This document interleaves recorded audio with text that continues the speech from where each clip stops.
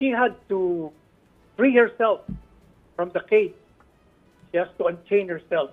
Kasi, alam mo, si Inday Sara kasi masyadong prinsipyadong tao. Principled person to eh. And at the same time, masyadong madelikadesa. Unlike DP Robredo nung panahon, kasama namin sa kabinete, pero paglabas, binibira. Ito hindi. Hindi niya magagawa yon.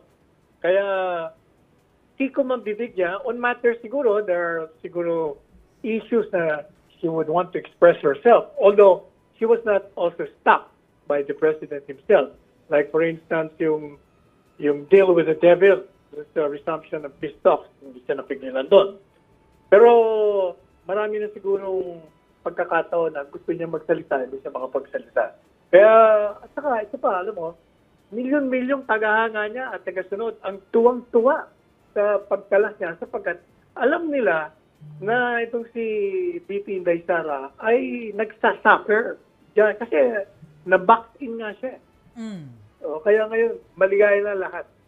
And sa tingin ko, ang kanyang resignation will usher in exciting times, a new political ballgame. There will be forging of new alliances and dissolving of old ones. Pero, sir, nakausap niyo na po ba si former President Duterte about this development and ano po yung nasabi niya tungkol dito? Maikli lang yung aming kasi tinawagan ko siya, hindi nag-return call siya. Sabi ko sa kanya, Mr. President, alam mo ba na nag-resign na si Inday? Did she consult you or did you know about it? Ha? Yun? Ha? Sabi niya, hindi. Hindi naman ako nagtataka na hindi ko konsulta si Sara. Ever since naman, hindi siya nagkukonsulta. She has her own mind. Pagdating sa mga advocacies niya, mga prinsipyo niya, talagang solo lang siya. So walang alam si Presidente Duterte. At wala rin siyang comment.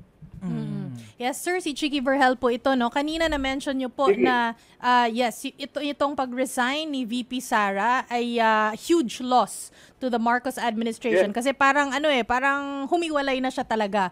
Would you consider this a good political move sa Duterte campo? Kasi there's a big possibility na Duterte camp versus Marcos camp sa 2025 elections. Is this a good political move? Yes, I think so. You know why? Kasi yung mga Duterte followers, nagsisimula nang i-criticize siya. Kasi nga, hindi siya makapagsalita dahil nandyan pa siya. Habang yung mga followers na kinikriticize ang Marcos administration, hindi siya makaimik. Kahit gusto niya kumimik. Kasi nga, madilikadesang tao siya. Hindi siya bastos na tao.